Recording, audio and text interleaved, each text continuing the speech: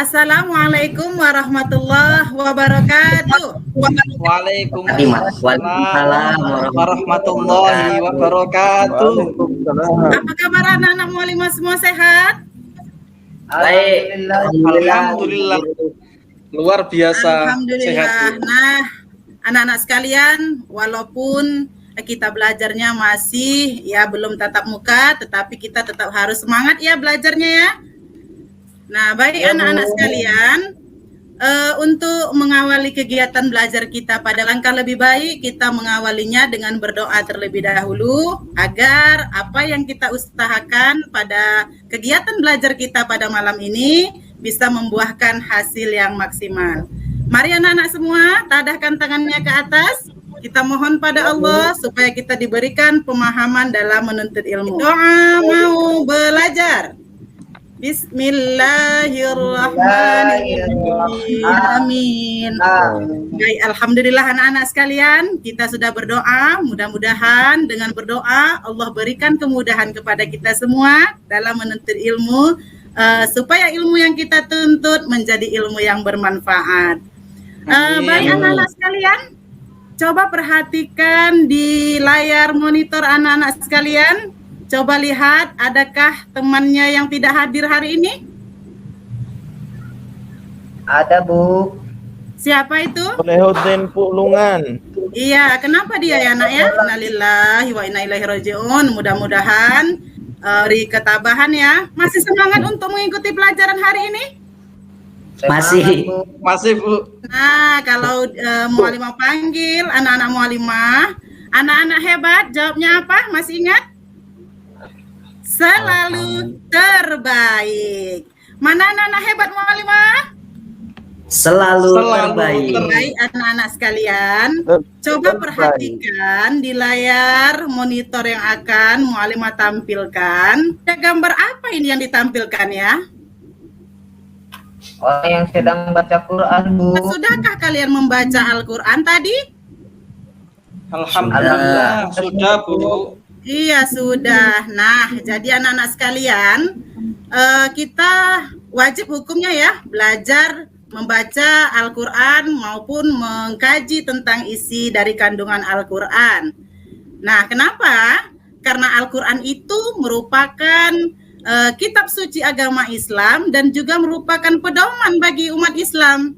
Nah, dan di dalam hadis Nabi dikatakan bahwasanya siapa yang membaca ayat Al-Quran, satu huruf dari bagian ayat Al-Quran, maka dia akan mendapatkan 10 kebaikan.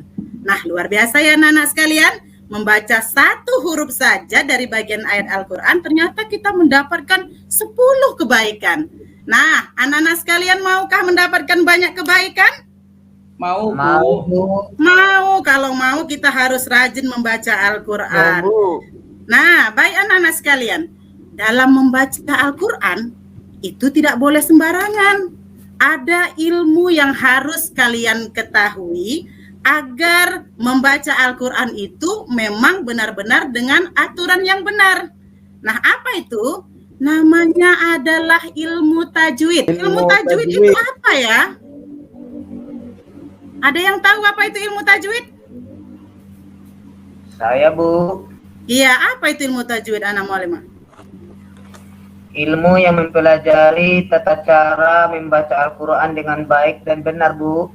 Iya, bagus. Pintar anak mualimah. Nah, membaca Al-Quran itu harus sesuai dengan kaidahnya. Ya, sesuai dengan aturannya. Kenapa?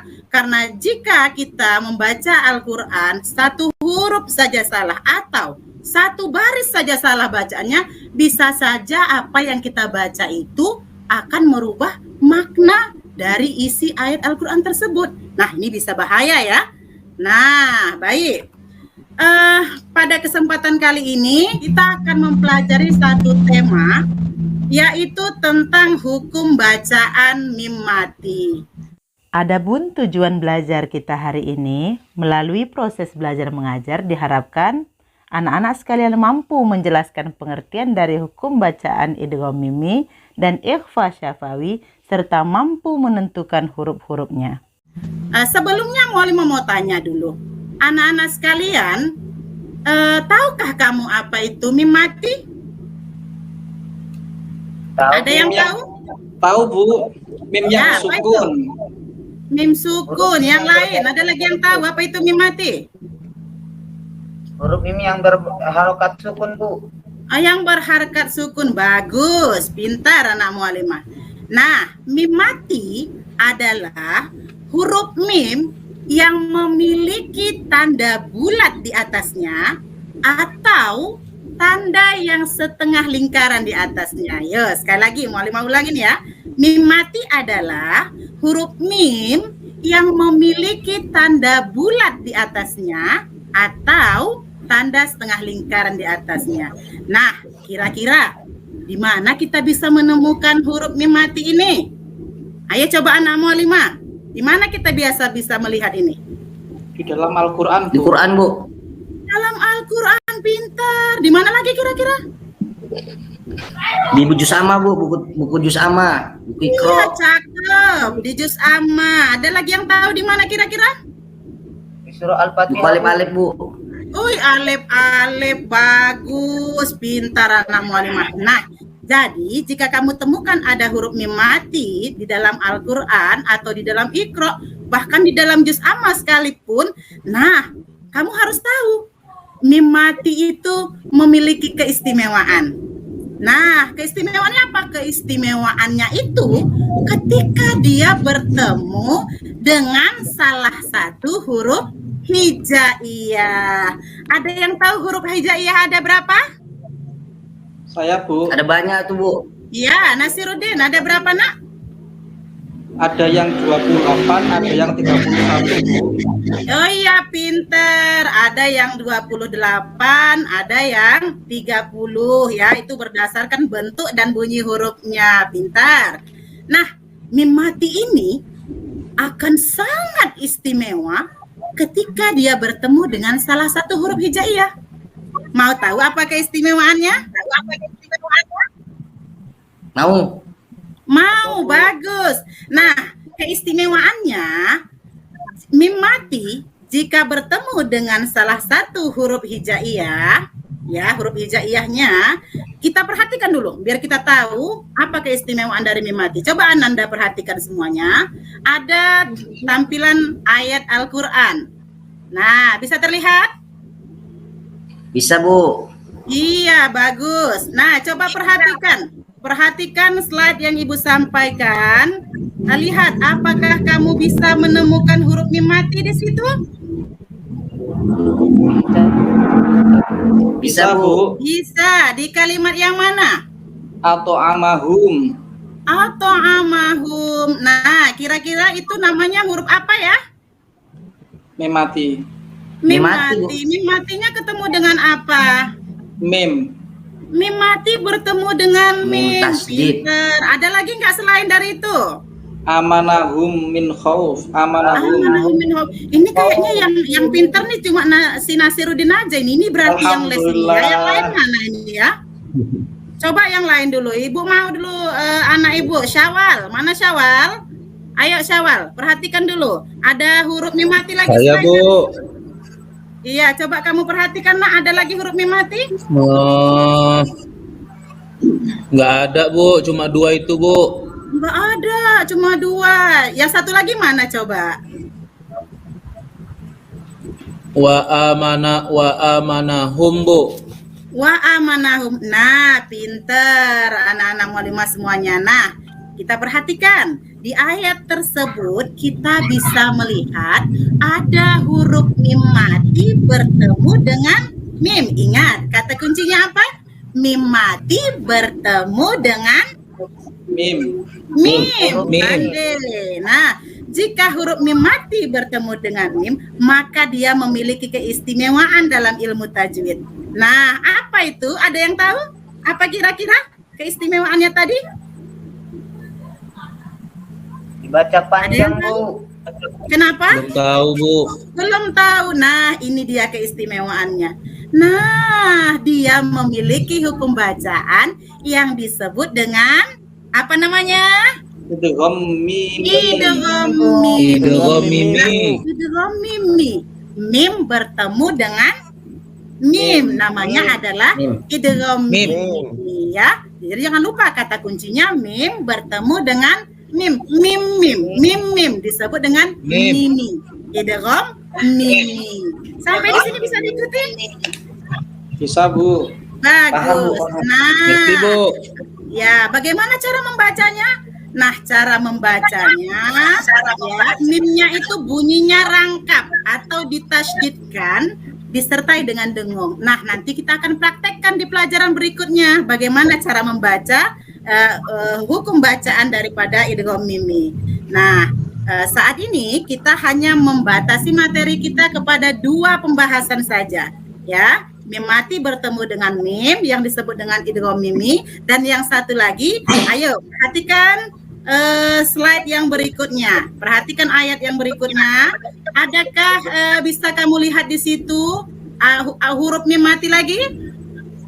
Bisa, Ada, Bu. Ada, Bu. Tidak ada. Ya, huruf mim mati bertemu dengan apa? Ba.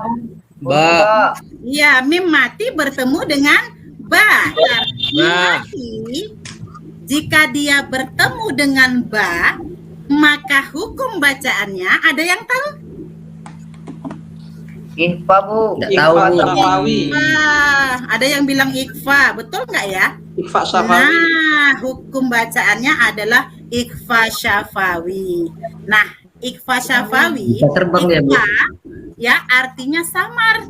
Syafawi artinya di bibir. Nah, berarti yang dimaksud dengan ikhfa syafawi, ada yang tahu? Apa?